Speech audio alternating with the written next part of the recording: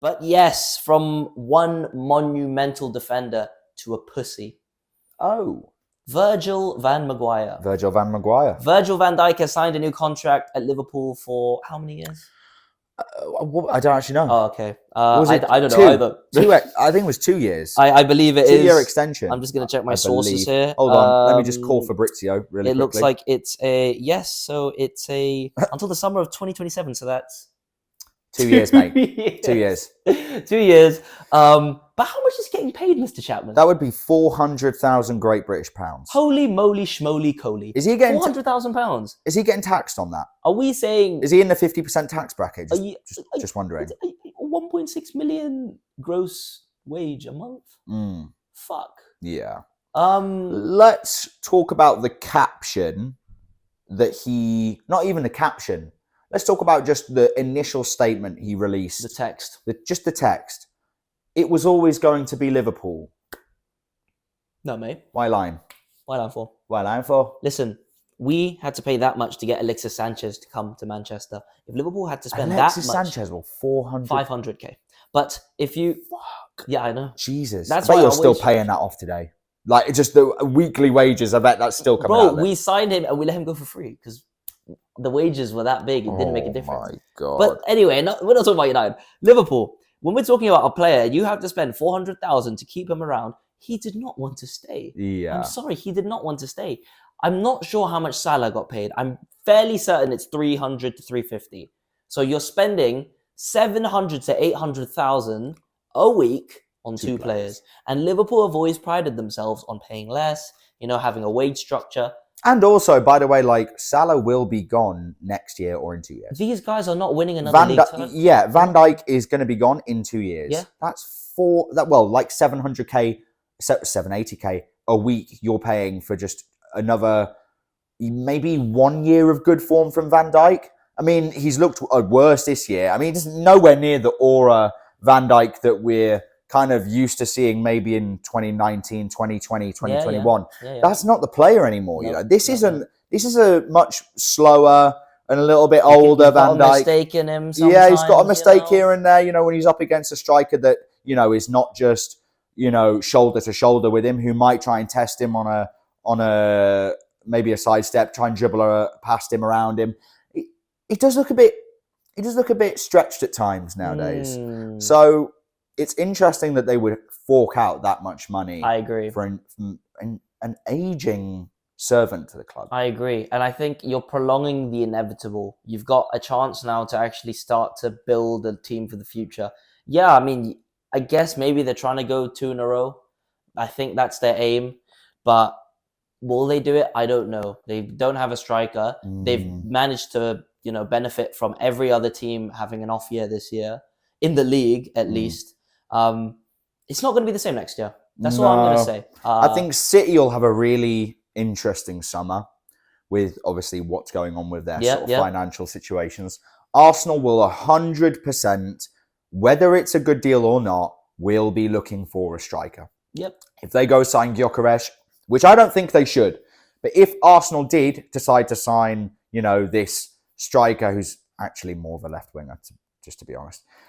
If they go and sign him, that is a good player. He's got a release clause. 65 million pounds. Yeah, exactly. So, a lot of these teams, even Newcastle, Villa, are going to be making big signings this summer because PSR, at least that I know, Newcastle and Villa are now met. We don't have to sell to, meet it this year. Yeah. So there's going to be an influx of players coming into the Premier League this summer. And I just wonder, how will Slot do in the window? What will he be looking for? Because really, I think they need a striker. Maybe dump Nunez, or do you even keep him? No, you have to sell him. He'll lose his value, I think, if you keep him one more season. You got to get a striker. You need options in attack as well, but I don't know about that defense. The midfield is decent because Gravenberch has kind of become a 6.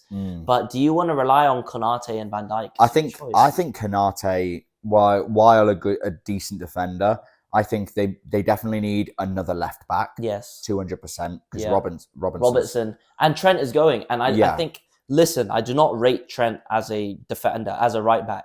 But his passing is world class. Yeah. And the amount that Liverpool would rely on that from free kicks, from corners, from even just on the counter attack. You got Conor Bradley there, who's decent. He's a hardworking fullback, but he does not have anywhere near the technical ability of Trent Alexander. Stop saving chat. He does not. I'm just thinking. I wonder if you know how there's news about Klopp going to Real Madrid.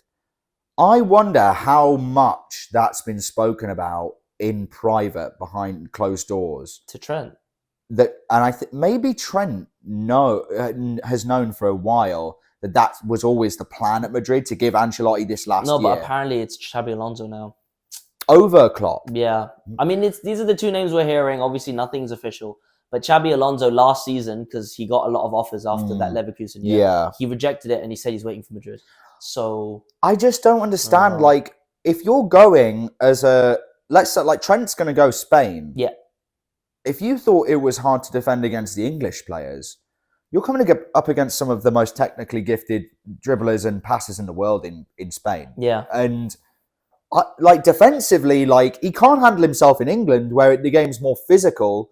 And he's a big unit. You know, Trent. He's tall. He's broad. Like, not strong though. I wouldn't say he's strong, but I'd say that's one of his better attributes compared to his actual defending ability. How is he going to be? What's his defensive quality going to be like in the La Liga? I think he'll. I mean, for me, if Marcelo can make it, he can make it. I think Real Madrid will have to kind of work around him.